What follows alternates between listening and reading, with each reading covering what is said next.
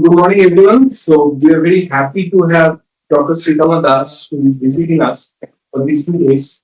And I have a long association with Sreetama because we have also worked together and in one of the projects. And she is going to talk today on her recent work with this quantum reservoir computing in Jaynes-Cummings model. This is a very recent work, as you can see from the IIIT number.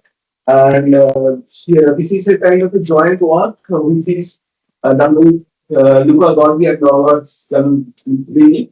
And right now, Sreetama is an Institute of Quantum Physics and Complex Systems in Spain as a postdoc. But before that, Sreetama was a master's and PhD student with Professor Urjas Sen in Houston Research Institute in Prayagraj. After that, he was a postdoc in Munich, in Germany, University of Florence, and also a SEMA in Italy.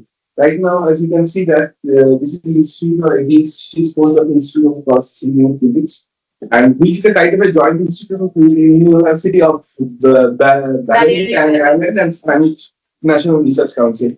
So without further ado, once again, we are very happy that Sreetama came over here and we talk on something very interesting about quantum reservoir computing as we are discussing in the morning.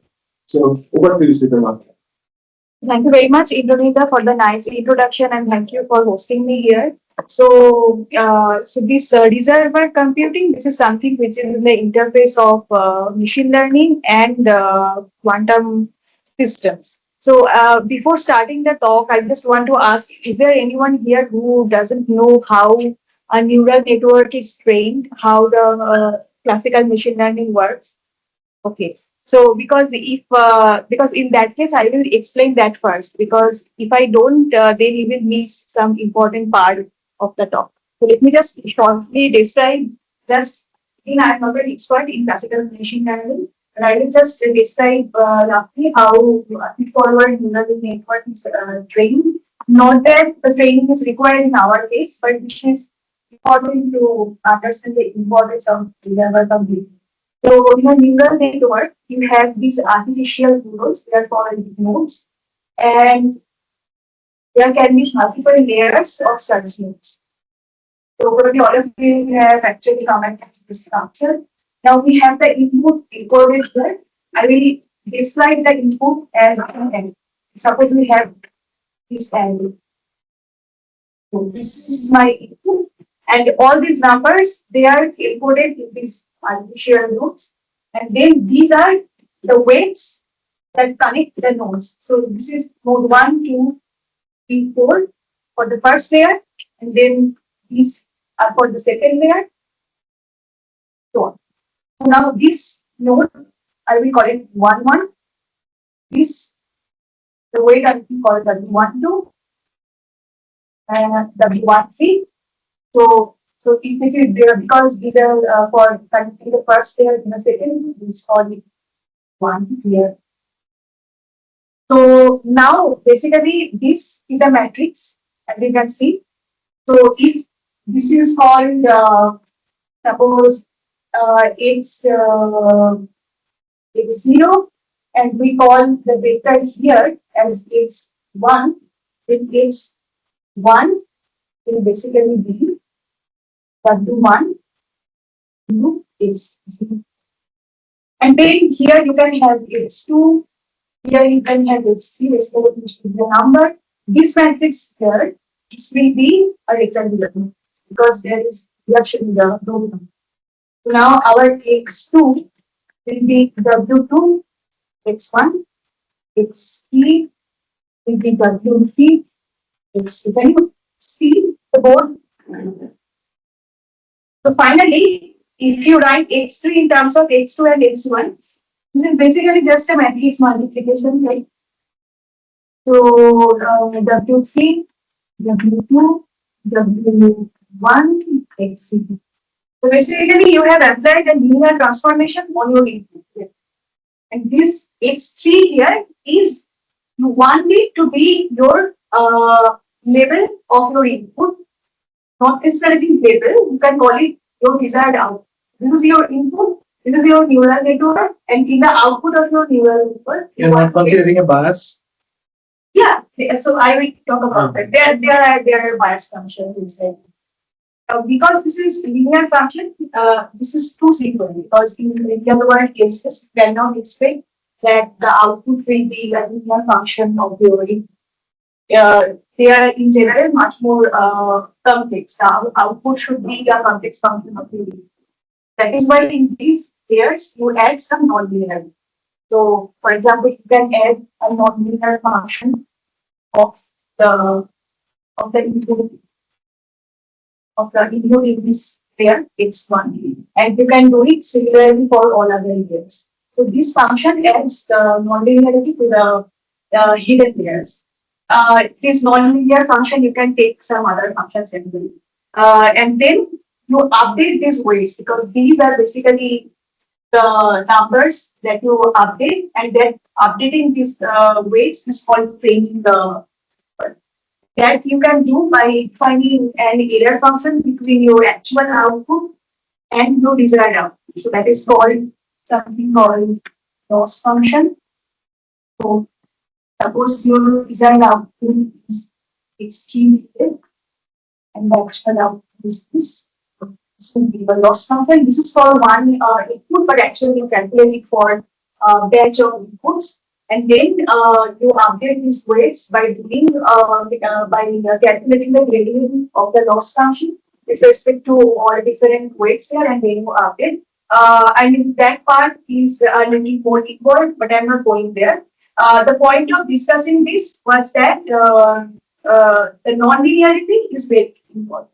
Because if you do not add the nonlinearity here, you see that the data does not perform well. Now this is about neural network, but probably I should have started from something similar, which is called a linear regression. So in linear regression, you want to so if your output is y, you want so this is the variable that you want to predict, and then your input you have again this loop here, but now you have to predict just these weights which you can apply to which you can apply to all your.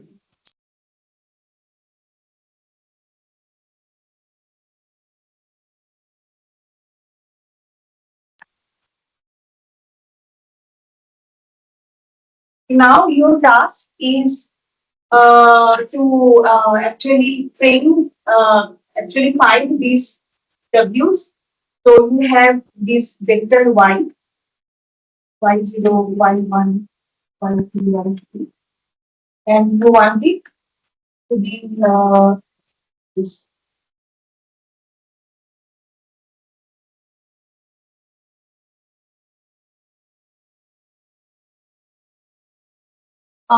So this is called linear regression. So what happens in linear regression? You can do it only if these data points x0, x1, x2, x3 they are linearly separable. So I just do this. So suppose we want to do a binary classification between different types of data points. It can generalize to more than two types of data points. And we have these circles and crosses, and you are asked to draw a separating line between these two types of points, and you draw this line, which is a curve, which is not a line. So this is you cannot separate these two types of points using a linear regression. So in that case, what you can do, one way out is that you map these points from 2D to a three-dimensional space. So how do you do this? You just map all these input points using a nonlinear function. So if these points have some xy, because this is a 2D space, so we have some xy coordinates for job distance. So these x0, y0 is not same as the they are just the coordinates of the points. Then you can define a function a of x and y. And you can define the C coordinate to be a function of this coordinate. And we say it's a non-linear function. So you just map these points to a high-dimensional space. Now we have three coordinates. Let's see. If you do that, you will increase the probability of finding a line or a plane because we are now in the 3D. You increase the probability of finding a plane that will separate these two types of points. So this is called a linear equation. So again, here I just wanted to point out that this non-linear function it actually facilitates the classification of the points. So these two examples were just to emphasize on the role of non-linearity and also how dual invert is actually. So now I will start the actual talk. So this was about classical machine learning, and when I talk about quantum machine learning, it mainly means doing the machine learning task using a quantum system. So there is a parallel approach in which you can use tools from classical machine learning to do quantum tasks. That is a different approach. Usually, in when you say quantum machine learning, it means building your architecture with quantum systems. Now, there are two again separate approaches. One is the quantum circuit-based approach, and this is called variational quantum circuits. This is a book where I just wanted to show this book because it's very good for starting to learn about variational quantum circuits. And then there is another parallel approach where you can use an analog quantum system, just the dynamics of any quantum field. And some examples of this approach will be reservoir computing and optical networks. So again, variational quantum.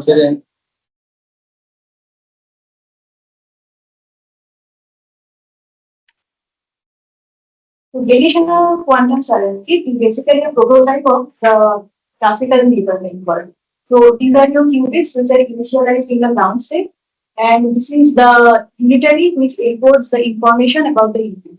You apply this unitary, and then you have encoded your data, and then this is an analog of the weights in the classical neural network. Here, the trainable variables are basically the rotation angles of all these single qubit and two qubit bits. And then you measure the qubits to get your output, just like the last output you get from your classical neural network. But now you have to train your network, which is basically updating these weights. So now you calculate the loss function, and then you update the loss function using a classical optimization routine. So this part is classical, while calculating the loss function is done quantum mechanically. So that's why it's called a hybrid quantum classical algorithm. And some examples of variational quantum circuit. One is the quantum variational quantum eigensolver. So here you basically use this circuit to calculate the downstate of Hamiltonian. And it's practically very important to solve combinatorial optimization problems, like traveling salesman problem and packing problem. So they basically these problems basically model in real world cases where you need to optimize. So variational quantum circuits. So it is QAOA, quantum approximate optimization algorithm, is a special type of variational quantum. I mean, it corresponds to a very particular structure of the gates. And it has been shown that there are some signatures of quantum advantage compared to the similar classical algorithms that solve those combinatorial optimization problems. And the other thing is, of course, you can do this, you can use the circuit to construct quantum analogs of classical machine learning architectures. You can bring the quantum convolutional neural network, you can build quantum generative adversarial networks, you can also build quantum recurrent neural network, which is basically a special type of reservoir network. But now this architecture has some serious goals. So one is, of course, the existence of local minima, which you can find in classical neural networks as well.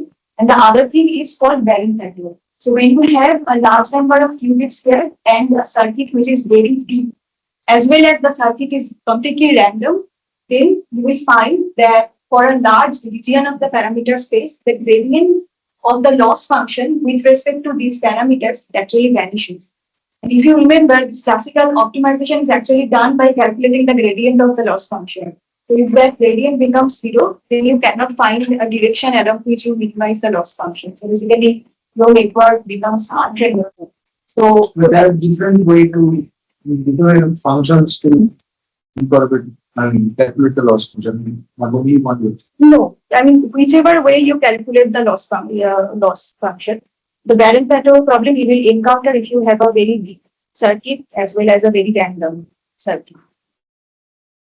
I mean, I don't know of any other way in which you can bypass the Baron-Plateau by defining a different loss function. There's no way. I mean, that's what people are saying.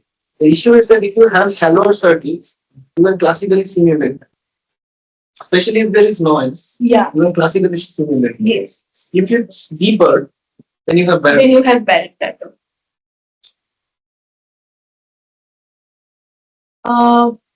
Now I will just discuss some strategies to remove or bypass the Baron-Plateau problem. One is the warm start.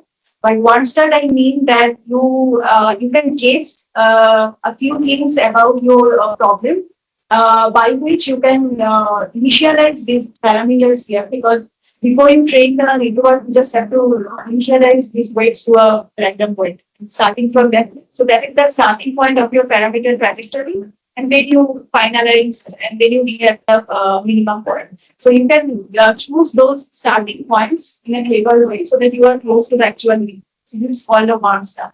And for example, if you have these three-way algorithms here, this quantum approximate optimization algorithm, it has been observed that if you optimize the parameters of this variational quantum circuit, then actually you can apply to other problems as well. That will give you a very good value of the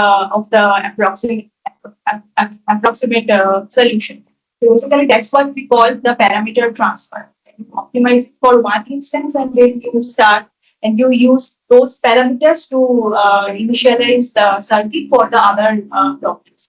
So this is just to highlight one of our recent works where we actually use the transfer lining of the parameters to optimize the maximum.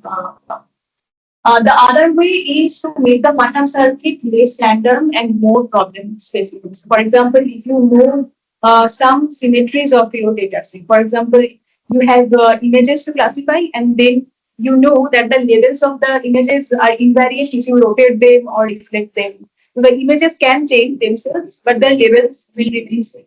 That is called level symmetry. And if you take into account those level symmetry, you can you will construct something called equivariant neural network. So that will not be a random circuit. You just build those symmetries into these bits here to make the circuit less random. And in that case, actually, you can bypass the Baron-Plateau problem probably. I mean, your loss, you can prove that your loss translates your Baron-Plateau. But then there is another, so this is again two of my recent works where in the first work we actually investigated how the data embedding actually decides the performance of the equivariant network. And in the second work, we constructed the network for permutation equivariant states.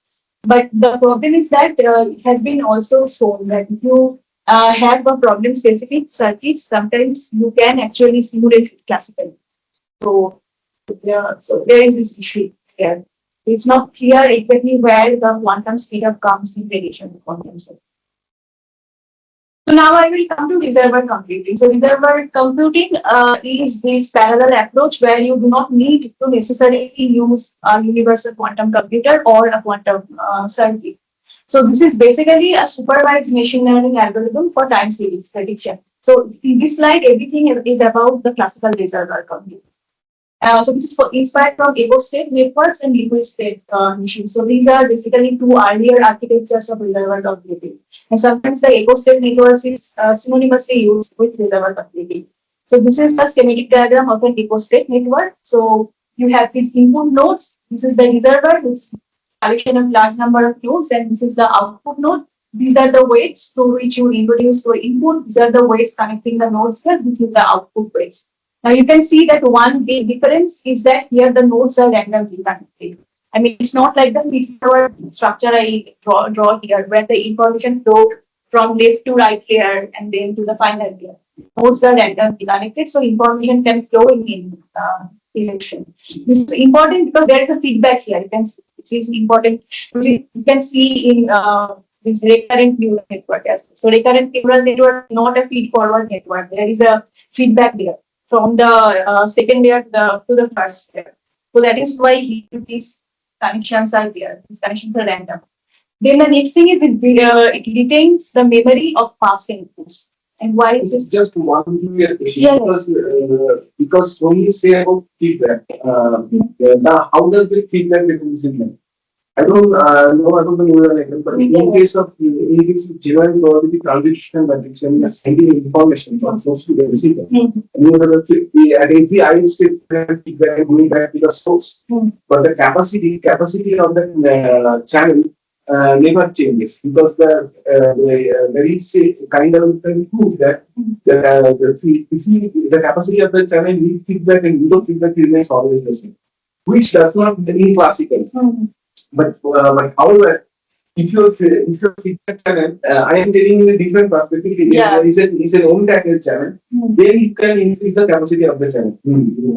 So I am just trying to know how does this feedback mechanism helps over here. So I don't completely understand what you say because I think it's from a communication perspective. From the communication perspective, I am saying that feedback doesn't change the capacity of the channel. So here basically feedback means that this at any time the state of the node here is dependent on its state at the previous one. That is simply what feedback means. So in recurrent neural network also, if we draw the structure of a recurrent neural network, It's a normal then that both there is some memory of the past. so that is very nice. But I am saying Markovian scenario. Okay. So in the early case, you know how to complete the weights. Once you get to the final output, and then you decide, okay, in this direction through calculation of either is gain or loss. We want to take this loss, so you decide. Here, so I understand like you are going from some particular node to other node, and then you can go again back. But like, is it like you are updating the weights inside that loop itself? So here we don't update the weights. So that is what I will come to. But if you talk about recurrent neural network, this updating of weights backward, it becomes more complex than feed forward neural network. Again, I'm not an expert in classical machine learning, but I know that in recurrent neural network, it's very challenging to actually, when you have this feedback, it is challenging to actually update those weights, because in recurrent neural network similar structure, but you update those weights. Here you don't. So that is what I will come to. It's all about finding the reservoir that enables you some sort of computation. That's true. That's the general picture. Using the memories of the That's the general picture. Correct. So I have a question. So in this any direction, we fix that also in this case. Which direction the node? So yes. So once you So the direction. So that these connections here, those are fixed. I mean, you choose them randomly, but when your computation is being done, then this construction should not change. Your reservoir should remain in the same. I mean, these connections here, that should not change when your computation is being done, when your reservoir is being trained, as well as in the inference stage. So there are two learning. One is on the weights and the connections also in this model. So in this model, you do not learn the weights. So these weights here, you do not learn them. So that is not supervised. No, it is still supervised. Supervised means that in the training stage, you have data points which are latent. Here, you still need labeled inputs, but you do not need to train. I will come to that. It is still not here because I am not finished. Is the number of nodes in the reservoir finite or infinite? You can, in principle, like in quantum systems, if you take a quantum harmonic oscillator, it in principle has an infinite dimensional Hilbert space. So you can call it a reservoir with infinite number of nodes. If it's not infinite, then why call it reservoir? Yeah, so that is, I think this reservoir term comes from directly from the classical machine learning. In classical machine learning, they call it a reservoir because it has large number of artificial nodes. And large here does not necessarily mean that it has to have infinite number of. Yeah, I mean in quantum mechanics, by infinite, by reservoir we usually mean bath or something like that, which has infinite number of modes or, but here, that is not the case. Does not has to be an infinite function system.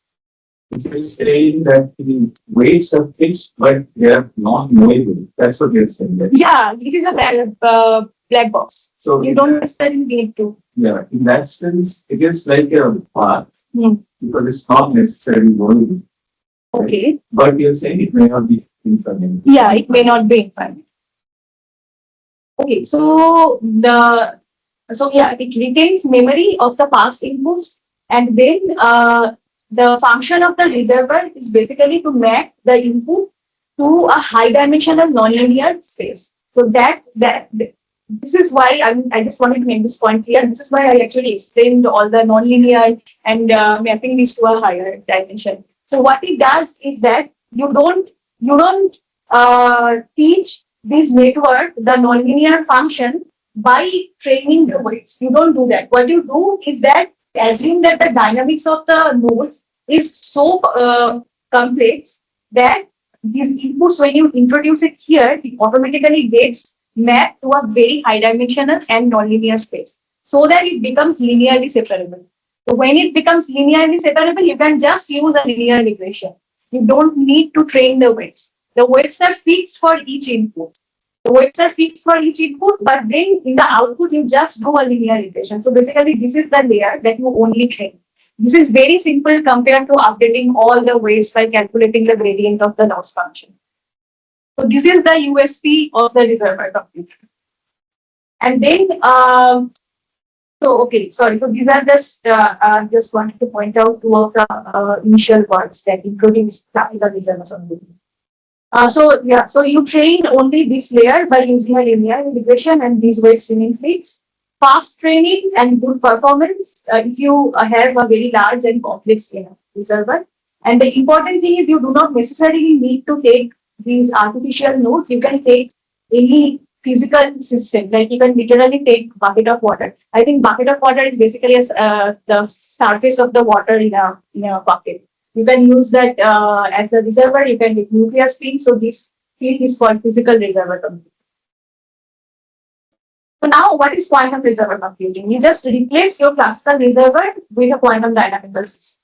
So this is my input. This is a time ordered input. Okay, maybe I should say a few things about the input here. So by time ordered inputs, I mean some series of data which is correlated with time. So for example, you can have the data of your weather after every 12 hours. So you can record those data, and then your task is basically time series prediction means you have to predict the weather after 2 days. Or you have stock market data and have to predict the stock market. So things like that. So that is what is called time ordered inputs. And this is discrete, and SI means the input at IF time.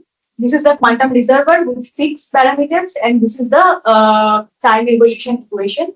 So at the IF time, the state of the reservoir will depend on the input at that time state as well as the state of the reservoir in the previous time state. Why? Because this state has the memory of the previous inputs, which is important for time series prediction. So this is a Liouvillean. I have written a Liouvillean here because in general the time evolution of the reservoir is open. It's not a closed system. So now you measure the quantum system, and then you have this measurement outcomes stored in an array. So this is an array because you can have more than one observable. So you store those observables in an array xi. So I is the ith input, and then you measure, you store, and then you give the next input, and then you again measure, store. So basically, if you have n number of inputs, you will have n number of arrays xi here. And then that array xi is basically mapped to the array of your target outputs. And this is the weight of the linear regression which you obtain by doing the linearization. So this is the first one that introduced reservoir computing. Yeah. So basically the reservoir thing you are considering here as an actual reservoir, quantum reservoir. Yeah. And No, it is not a bath. It does not need to be a bath. It can be, for example, collection of some finite number of yeah. nodes. Yeah. Nodes. Yeah. And input is the some quantum state. It can be both a classical input, just a number, or a quantum state. It can be both. And this L over this is this reduced state after interacting with this sort of finite number of nodes. No, so this is the state of the whole reservoir, not part of the reservoir. Okay, the whole thing. The whole thing. But the input is separate. A separate quantum state. So you can. So the input can be state of a part of the reservoir. Yes. Okay, but you are considering it a separate entity.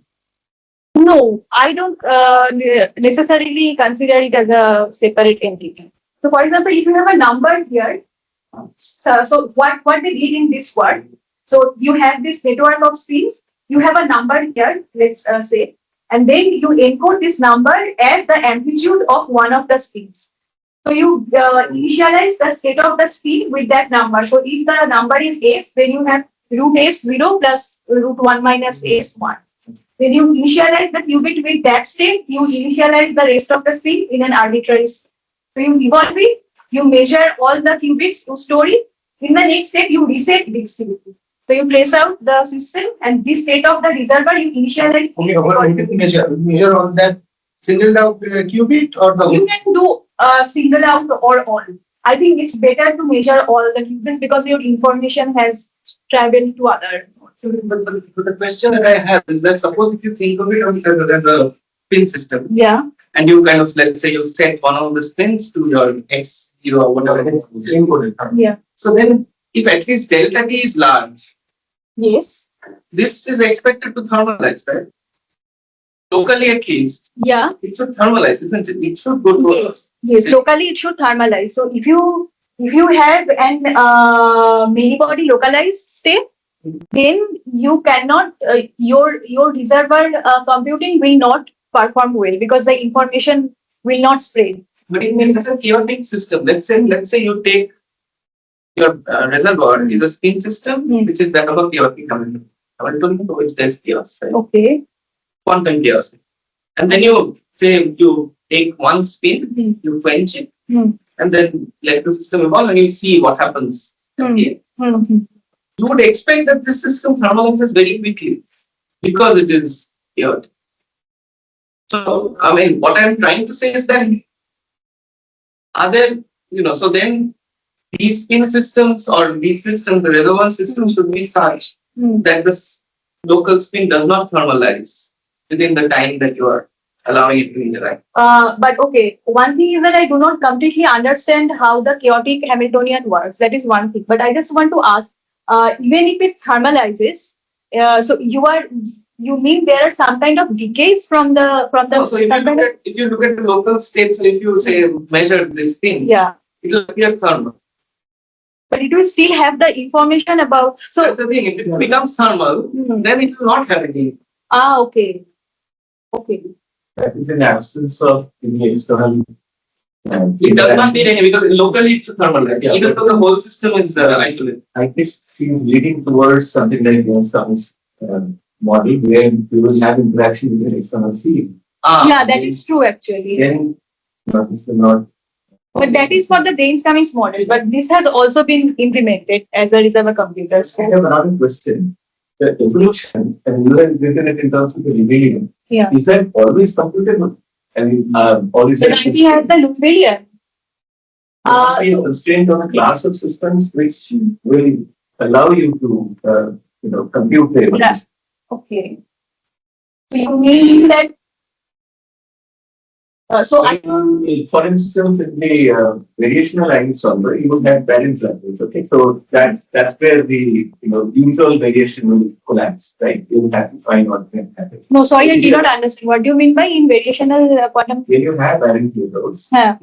and the standard variational ID solver will Yeah. do that. So you will Yeah. have to have some other additional uh, inputs to somehow deal with that. So something similar can happen here. You can have similarities because I mean the Hungarian would be some commutator between the Hamiltonian and the W variables, right? So you may end up having similarities in some problems where this is not computable. That can happen, right? Especially when you have external fields interacting with the system. What is not computable? The rebellion, I mean the evolution of You actually do not need to calculate the rebellion. I mean, you do not need to know the exact dynamics that is needed for doing the numerical simulation. When you actually in practice want to do reservoir computing, you do not need to have exactly all the information about your reservoir. If you have it, then it's good because then you can tune your parameters of the reservoir to reach where a region where reservoir computing works with. But in general, the dynamics, you do not need to calculate the Liouville. That is not required. You just need to measure the output, the qubits in the output, or the any other if you are measuring a mode. So it's not necessary that you have to know exactly how the system evolves in time. Yeah, it's like you keep the information that you want to capture into the reservoir dynamics, Yeah. and just you see like what the reservoir does, and does it they give me some advantage in some tasks. So Yeah. finding the reservoir will be most. I mean, it will be difficult, right? You mean exactly how the reservoir works. No, because then I'm just I don't know since I don't carry out the calculation about the dynamics of the reservoir. Then for some particular which reservoir I should choose. Yeah.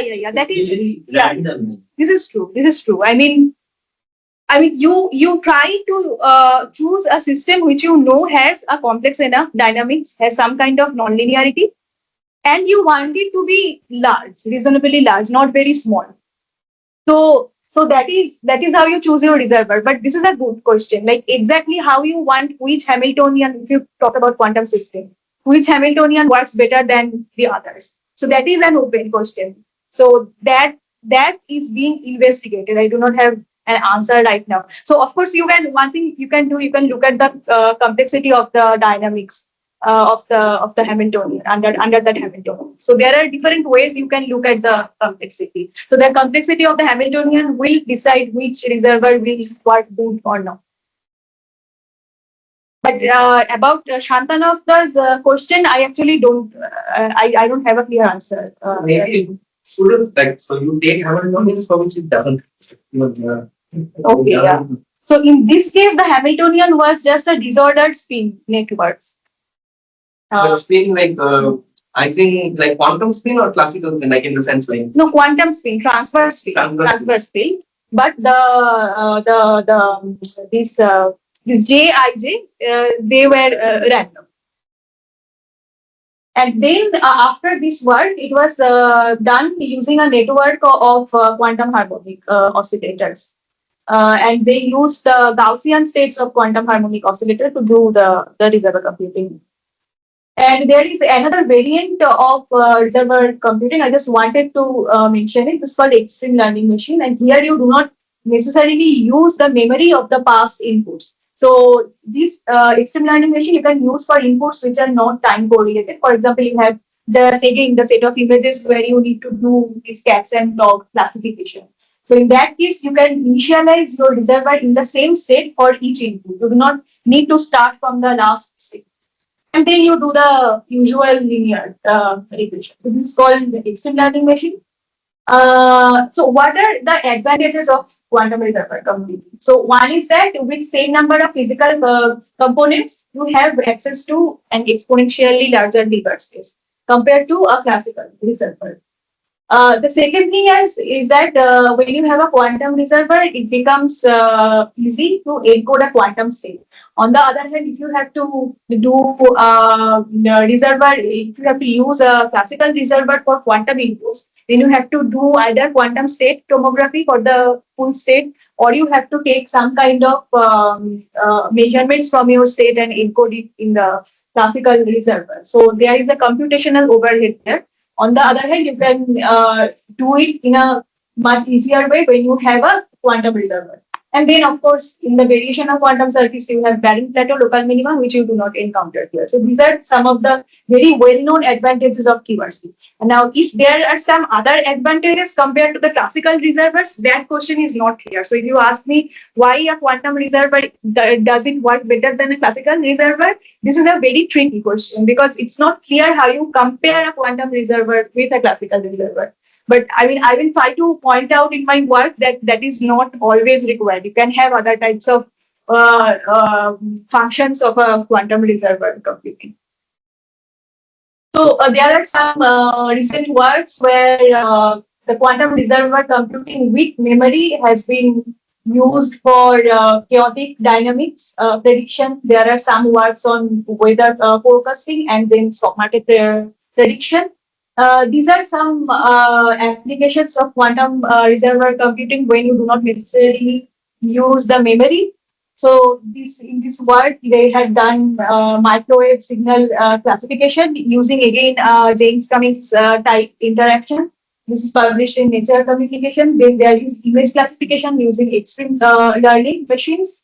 And there are some other works on the interface of other areas of physics. And then these are some applications of quantum reservoir computing for some quantum information processing task, which is, in my opinion, the most promising application as of now with the NICE devices. So you can use quantum reservoir computing for entanglement detection, and you can do quantum state and process tomography. You can detect quantum phase with reservoir computing. The reservoir computing can potentially be implemented in all these reservoirs, and it has already been implemented in NMR systems, in superconducting qubits, basically in IBM quantum computers, and also in photonic platforms, as well as using neutral atoms. And those are the platforms where it has actually been implemented till now. So now, in our work, we have used Jaynes-Cummings model. So everyone here knows about Jaynes-Cummings model. It's one atom and one mode.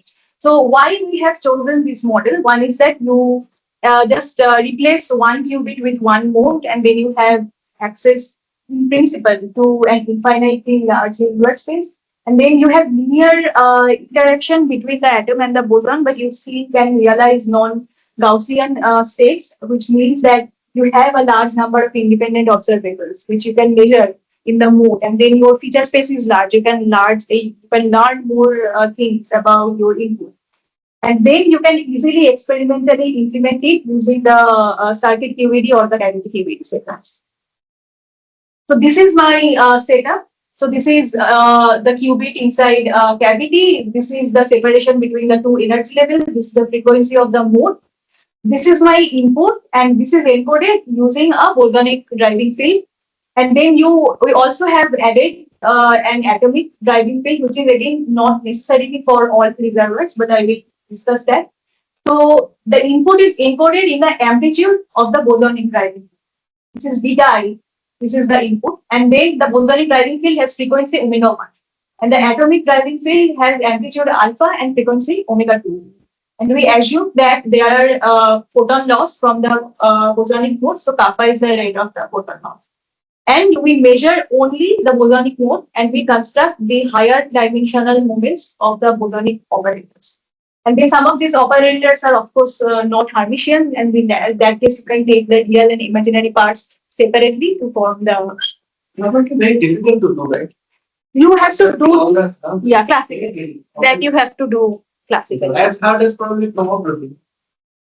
Like to get all the modes, you need like how many modes? Like what up to what moment do you need? So that so in our work we actually did not rigorously experiment how the performance changes with respect to how high moments you take. So we have taken in total 40 observables, including real and imaginary part. So this is basically the highest that we took, n square and c dagger square. So that is why I've written it at the end. So this is the highest we have taken. But yeah, this is a very costly process. Yeah, so now this is the Hamiltonian of the Jaynes-Cummings model when you have these drivings. So So basically these two parts, this of course is the Jaynes-Cummings interaction, but you can see that this delta V and delta A, they are basically the detunings between the bare frequencies and the driving frequencies. And then these terms, it actually comes from the driving fields. So beta T is again our input, and alpha is, so beta T is time dependent because you have an time dependent input, but alpha is fixed. So this is the Jaynes-Cummings model. This is the dispersive Jaynes-Cummings model. So dispersive limit of the JC model you get when this pi here, the qubit-boson interaction is much larger than omega A and omega B. So in that case, this is the interaction Hamiltonian of the dispersive Jaynes-Cummings model. Also, we assume the resonant condition, which means that in the dispersive case, we assume the resonant condition. It means that the driving fields are in resonance with the atom and boson. We actually consider that because in cavity QAD, that is the regime that is experimentally most investigated. So now we actually investigate these two types of reservoirs in parallel, how these two limits are perform for reservoir computing. So again, we feed the input and then we evaluate for some time delta T. And then after time delta T, you measure and then you just store it in the output vector and then you do the linear regression. So this is the master equation. So this is the unitary part. This is the part that comes from the decay. And we model this decay as the decoherence. So basically the Lindblad operator is just the annihilation operator for the boson input. So what we do numerically is The qubit you are not considering. no, the qubit decay we have not considered because we just assume that the T1 T2 time is larger than the time for the T1 the decaying time for the mode. In general, I think it's okay to consider it, but my collaborators they just told me that it's the atom is comparatively more stable in this experimental setup compared to the mode. And here, what is your input? Sorry, this. No, the input can come from any time series. So you can have a classical time series, whether it is software data, and then this number is basically the amplitude of the bosonic activity. Okay, so now we solve this master equation using some numerical library, and then we just have these expectation values of these observables, and we have the output numerically. But because numerically you cannot calculate with an infinite dimensional figure space, you just truncate your bosonic mode up to a certain level. We have 15 levels of the bosonic mode, and we never go to those parameter regions where higher than 15 levels are populated because that will induce errors. So these are just the list of my observables, the output layer. And again, just we measure only the bosonic mode. That is why rho B is basically the reduced density matrix of the bosonic mode. And we have even have a number of training points, and for each input we had n number of observables. Then this is my output matrix n by n, and this is the weights that I train by doing the linear regression, and this is my predicted output. What? Oh no, sorry, this is the true output. That is why I have written the approximate regression. So after you do the regression, this is very close to our target output. Yes, sir, yes, sir. X is the So X is the array where I store my outputs, the measured outputs. and what is W? W are the train weights that I get from linear regression. So I calculate X. What is the W here in your calculation? So this is something that I calculate. This is not, I don't know this. This is the part I train. Okay, so they must some observable, right? W, no, that's just some weights. So So what are the weights here? I mean, the weights are here. These are the weights. So each observable here you multiply with a number and they will So for each of these is a number, and then you multiply with each element of W. So W is an array, right? So there are n numbers in W. And there are Some numbers. yeah, just some numbers which you find from your numerics, basically. You do the numerics to find out. So this is the training stage. So in the training stage, you find these weights, and then when you use your computer for predicting something, these weights are fixed. Because these weights have learned how these input and output are related. That is the idea of machine learning, right? Training means that these weights, they actually have the information about how these observables and your output is related. They know how to map these observables to your output. They know that. They have learned that. Because you have minimized the error here. If I didn't call it Jaynes-Cummings, whatever is there, Yeah. Since you are using a machine learning and regression method, how exactly where is the model being used? The dynamics of the complexity of the dynamics of the No, Jaynes-Cummings. but that is because you know the physics of it. Yeah, in for the- numerical In the simulation. calculation, you're not using that. Are you? No, no, we are not. I mean, numerically, of course, these values will depend on the dynamics. And if you, you can tune the dynamics. In principle, you can study the different dynamical regimes that will arise if you tune these parameters. If there are some interesting features of the dynamics, these all things you can do. But this is here just a minimal model. But you see, like, I have a related question, actually. So you have some system, discipline system, Jaynes-Cummings, whatever.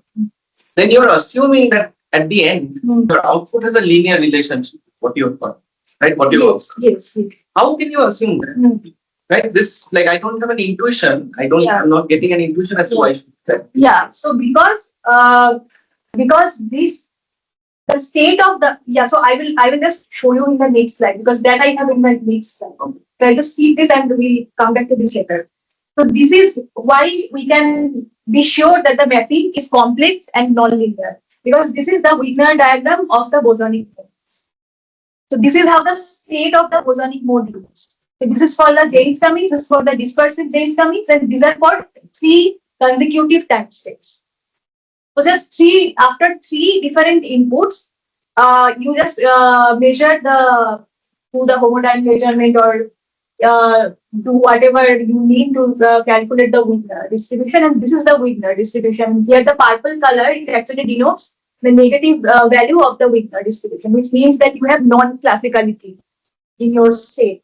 So that means it has that complexity. I mean, That is fine. I agree. yeah. But then you're doing, at the end of it, you're doing a linear regression. Right? Yeah. So linear regression you can do when these data points are linearly separable. When all your things here, when the observables for each input are linearly separable. So if you have n number of training points, then these n arrays xi, they are linearly separable. So that you can do if these state which lives in a very high dimensional Hilbert space. That is the assumption. I mean, I cannot necessarily say that it works good until we actually look at the performance. And looking at the performance, we see that it actually works. So that is why you know that this is complex and non-linear enough. Yeah, but let's say C graph. Hmm. It's the ladder of it, right? Yeah. It's not an observable. No, it's not an observable. You can take the real and imaginary part of it. I mean, you don't. So observable is not strictly in the sense of quantum observable. Sorry, yeah, maybe that's my bad. So basically, you measure the x and p homodynamic measurements, and then from here you calculate these classically. You cannot, of course, observe this. They can be non-linear also. So these things that you measure. Yes.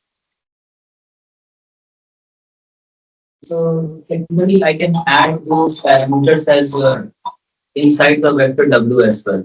Which Like, parameters? Like kappa or some other.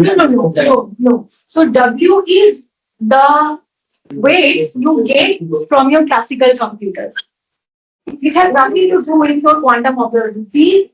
Actually stores all your outputs here. The elements here, that is related to your input, kappa, whichever parameters you have from. Right? Because these x, the elements of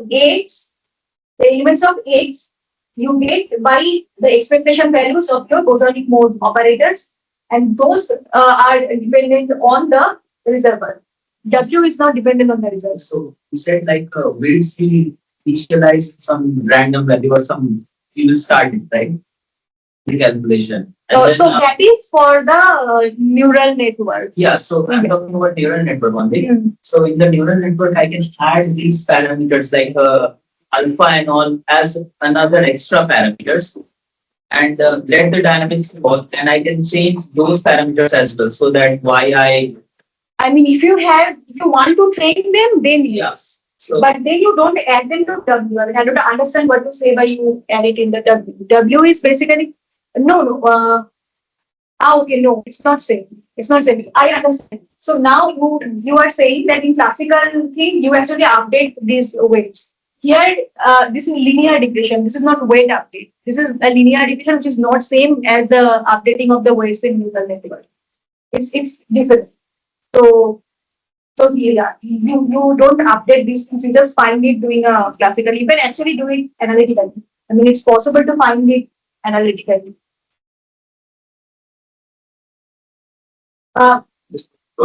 So I to express this y in terms of all those readouts, really like can do that. I am doing the learning to have this process only. Yeah. So basically, you have to find W, which is basically x inverse y. I mean, you can assume that inverse exists. So then you take pseudo. I mean, while calculating the deviation between true output and the expected output from this machine, so I have to express the output in terms of all those readouts. Because this thing. Yeah, your output is expressed in terms of all the readouts. Yes. Okay. Yes. So basically, this is the readout. Mm-hmm. So these are your weights, these are your outputs, and this is the expression of the output with respect to the.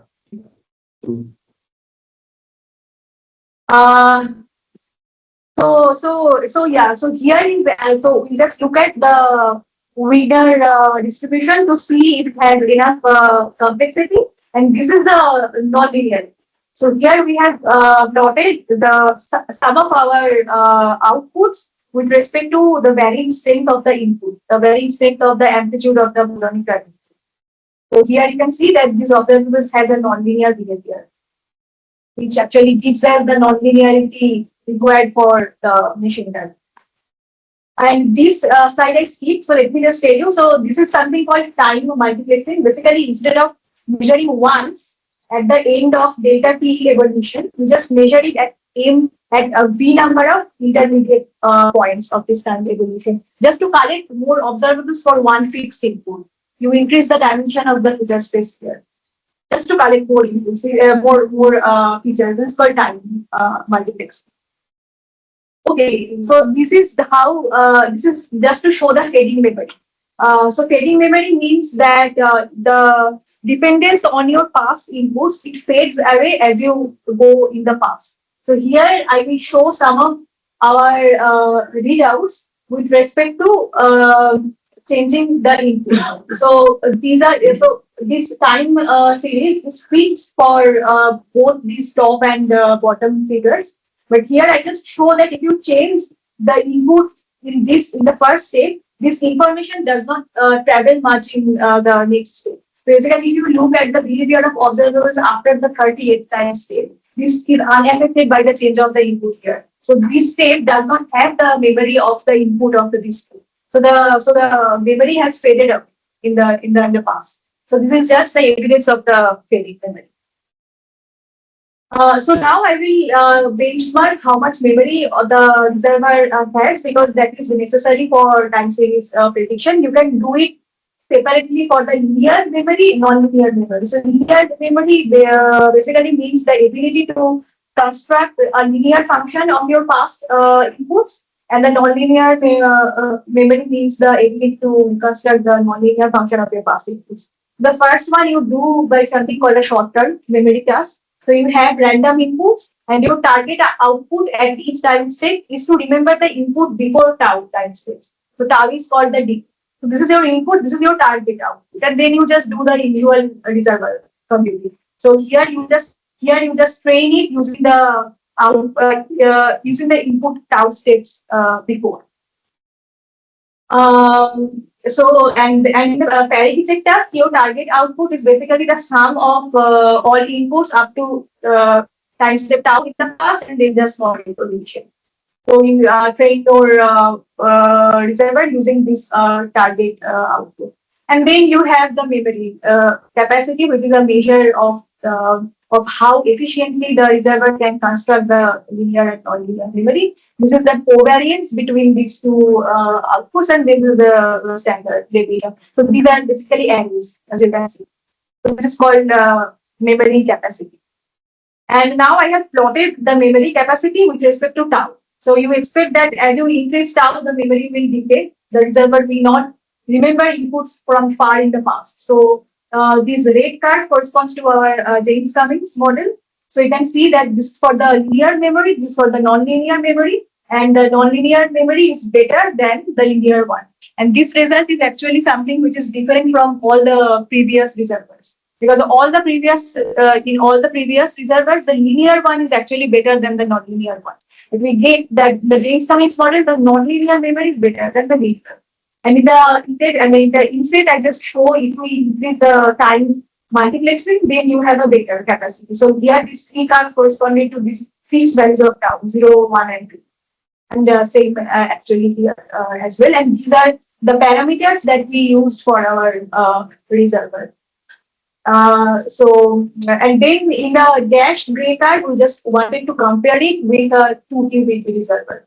So we just wanted to see what happens if you replace one of the qubit with a bosonic mode. So you can see that we have an enhancement in the memory, but of course it's not as high. I mean, the enhancement is not as high as we expected because we thought that we have a very large system, so the Hilbert space mapping will be better. You have more memory. So here the enhancement is good compared to here. And then this is for the dispersive limit of the Jaynes-Cummings model. Now in the dispersive limit, I actually I have shown here two cases separate. One is when you don't have the atomic driving field. So this is alpha equal to 0. And then when you have the atomic driving field. So here you see that the memory is lower in this case. Why? Because if you look at the dispersive Jaynes-Cummings Hamiltonian, if you look at the dispersive Jaynes-Cummings Hamiltonian, if you don't have alpha, then this Hamiltonian, it cannot entangle the qubit and the boson. So the complexity is missing here. So if you have alpha equal to 0 here, if you write this Hamiltonian, so it will Alpha, I mean, it's only on, it's a local entity. yeah. But there is effect of this also. There is local Hamiltonian, but yeah. But I mean, if I write the Hamiltonian, you will see that when you switch this, so this Hamiltonian only creates the superposition of the numbers states, right? Between the number states. So then, after additional to this, if you switch it on, then it will actually entangle the. Otherwise, everything within sigma z. I mean, Because this Hamiltonian is a product for the two Hilbert space. no, but that is actually the interaction. This is the interaction. And this acts separate.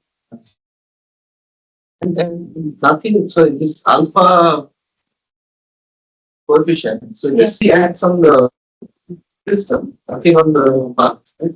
This is basically the driving field on the Atom. atom. Only The atomic driving field. So that is why we have an enhancement of the memory here. But in this case also, you see that the nonlinear memory is better than the linear. And this observation that increasing B increases C is the same as here as well. And then you can. I have also shown the performance for the qubit for the 2-qubit reservoir where you have this dispersive Jaynes-Cummings type interaction for the qubits. Of course, the idea of reservoir computing is that you do not touch the reservoir parameters. But I just wanted to see what happens if we use the reservoir in different parameters. So this is for the Jaynes-Cummings reservoir. We have these 4 different parameters in the Jaynes-Cummings Hamiltonian, and we vary each one of them by keeping all the others fixed. And then we see that the capacity usually never goes down 0.5, at least for tau equal to 1 and 2. So purple is for tau equal to 1 and the yellow is for tau equal to 2. So you can at least remember the past two inputs very well. It does not matter in which parameters you operate your reservoir. You can still have a very good memory about 0.95. So this is for the non-linear memory. Okay, this is not the linear memory. For the linear memory, we actually observe some kind of fluctuation here. So we can say that the non-linear memory is very robust with respect to the varying reservoir parameters, and same for the dispersive reservoir.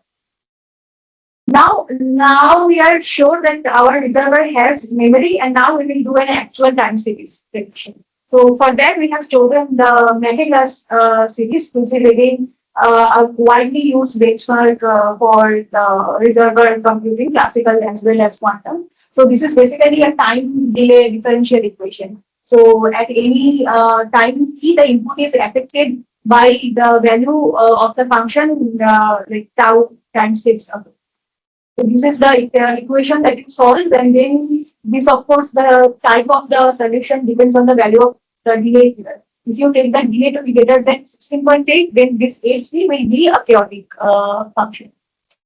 And now we want to predict this chaotic function. So we just divide this into the train and the test. So we train for some points of the function, and then after the training, we stop, we fix the weights W learned, and then we predict.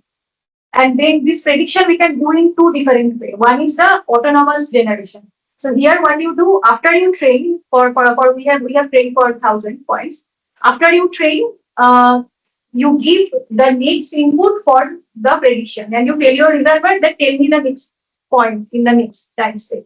So it will give you the next output, but it will have some error. But what you do is you use that erroneous output as the input of the next step. So basically, at each step, you give the erroneous output from the previous step, and you autonomously generate these series. This is called autonomous generation, and because you have the accumulation of errors, you expect that after some time it will deviate. And if you can sustain this with no error for a long time, that means your reservoir is better. So what we observe in our case is that after 80 time step, up to 80, it actually matches very good with the actual Magellas series. So the green one is the actual, the red and the blue one for the JC and the DJC, and up to 80 it matches very well, and then it starts to deviate. And the error for this the actual and the predicted series is calculated using the root mean square error, and this is the error that we get for 150 steps of the prediction. You can take more steps, you can take less steps, the error will depend on that. But we just benchmark it for 150 steps because that actually enables us to compare it with some previous ones. So these values of the optimized root square error, it actually matches with the state-of-the-art errors that you can get with other type of quantum reservoirs. And these are the values of these optimum parameters for which we get these values. So now we do the forecasting. Forecasting means that you do not give the erroneous output at the input.